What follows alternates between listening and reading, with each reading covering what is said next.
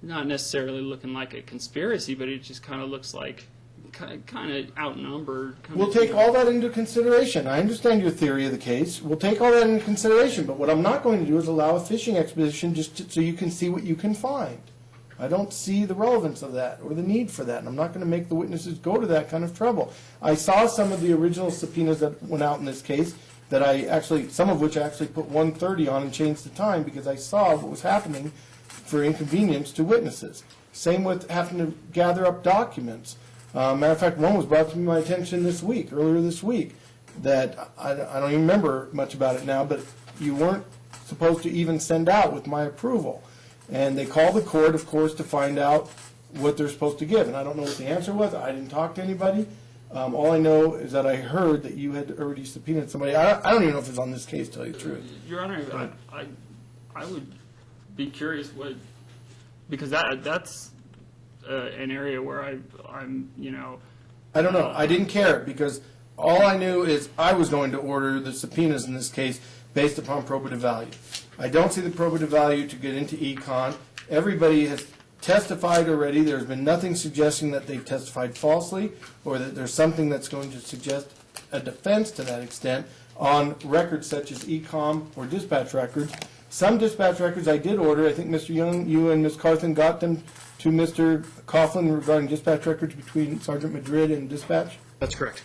All right, so that's been done, and yet I didn't hear any testimony come out of it, pertinent testimony in favor of the defense, but I did order that to start with.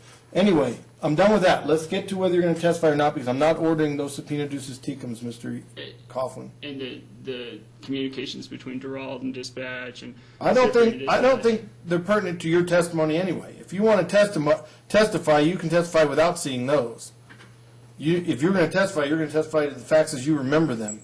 You don't need to look at all the ECOMM and every conversation between police officer and dispatch or police officer and police officer. Well, part of the decision making whether or not to forego the Fifth Amendment involves not just testifying but representing. And in order to represent myself, whatever was permissible to propound or subject to a subpoena ducis tecum with respect to ECOMM and Officer Madrid, I would think the same rationale would support a similar application to that between sifre and... I don't agree. I allowed it between Madrid and dispatch to see if there was any inkling. I had no idea what would come out of it. Certainly I left it open, and then I heard the testimony of what came out of it. Just in case there was some inkling of a defense that you wanted to put on that may be out there somewhere, something Sergeant Madrid said to 911, and I certainly didn't hear anything that led me to believe that, so I'm not going any further with it. Again, do you want to testify or not? And I would like to call Sergeant Thu. For what?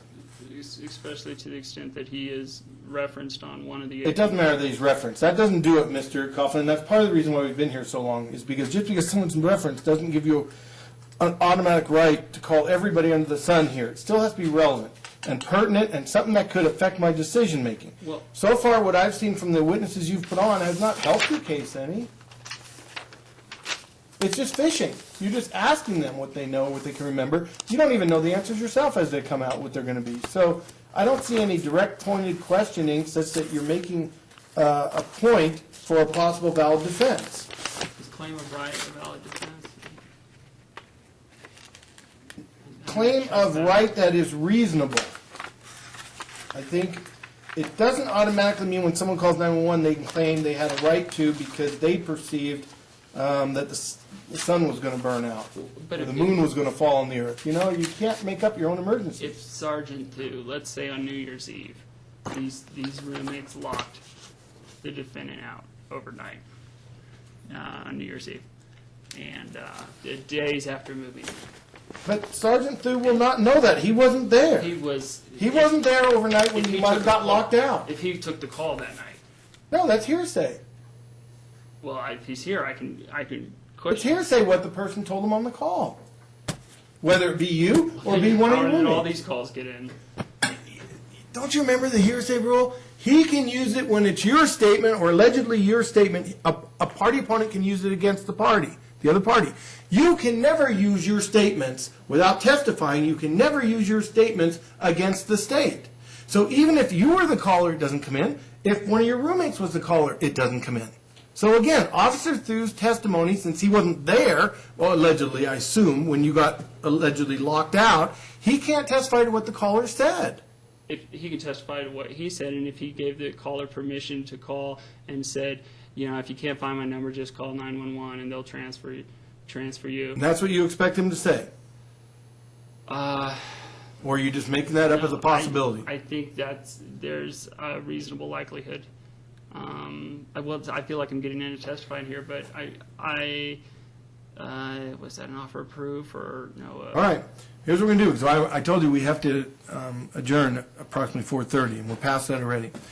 I tried to finish this case today, but I did promise you that if we don't finish today, we don't finish today. So be it. We'll take it as we can, or as we have to. I'm going to do this. I'm going to subpoena Officer Thu. That is one of the witnesses you mentioned before. This is your trial. I don't want to in any way minimize the importance of it. And I did put a question mark by Thu's name because I indicated as long as you proffer something that tells me it could be valid for your defense, that certainly could be. If Officer Thu told you to call and why to call, I can't imagine he would tell you to call for a non-emergency, but we'll see what he says. And if he says he informed you to call on one or more times, it may be something I can look at as to whether it was reasonable or not for you to call 911, allegedly even being told and warned not to keep doing so. So things like that I'll look at. That's going to be the last witness, and of all the ones that you've indicated there might be some probative value, I'm going to allow that. The court will take care of that subpoena. I have no idea why Sergeant Sifre's didn't get served upon him. Maybe he was on vacation or something, I don't know. But we're going to make sure Officer Thu's gets to him, and I'll make sure and confirm it before we get back to court. Then you're going to put Officer Thu on. We're going to go through his testimony, and then you're going to make a determination of what you want to do based upon Phillips v. State. All right?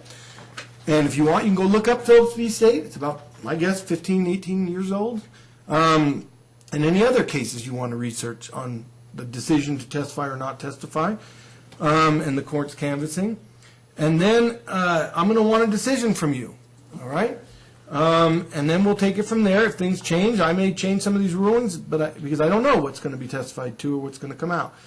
I want to finish it that day. All right? So we're going to have to reset. We wouldn't have been able to finish closing arguments anyway today, no matter how hard I tried, Mr. Young. So we're going to be setting a new date. Tuesday mornings are still okay with the court, but we may not be able to have the afternoon. I also could do a Friday, if anybody wants to do Friday. Do I have Tuesday? What's my other misdemeanor day, Monday or Wednesday? Monday and Tuesday? So I have Monday, Tuesdays, and Fridays. Tuesdays are fine with me. I'm talking about 2 weeks to make sure we have time to get Officer Thu served. Any preference, either? Either Tuesday or Friday, I should be available both. For the next couple of weeks? Next Tuesday is not good for me. No, the week after. To the best of my knowledge, I'm available. Okay, Mr. Coughlin? The more time I can have, it would be my preference. Okay. All right, let's go 2 weeks then from today, which would be April 2nd. How's my calendar look on April 2nd? Good, no trial set that day. 9 o'clock, be here by 8:50. Mr. Coughlin. Mr. Young, be here by 9. I'm sorry that's different for the two of you, Mr. Coughlin, but I want to make sure you're not running late. I'm sorry, April 2nd at 9 a.m.? Yes. Thank you. And 8:50 for Mr. Coughlin. Just put 8:50. I mean, just put it on your alarms or your records, whatever, so you're not thinking 9 o'clock. You did great today getting here on time. I appreciate it. I like to start on time. All right, 9 o'clock on April 2nd. I will keep the Exhibit A in the file here with us. I think everything else is in the file and either filed, the exhibits 1 through 4. None of these are introduced, but I'm going to keep them in our file with everything else, even though they are not introduced in evidence. That's defendants 1 through 4. Anything else, Mr. Young? No, thank you. Anything else, Mr. Coughlin? No, thank you, Your Honor. All right, thank you both. We'll see you on the 2nd. We'll be adjourned.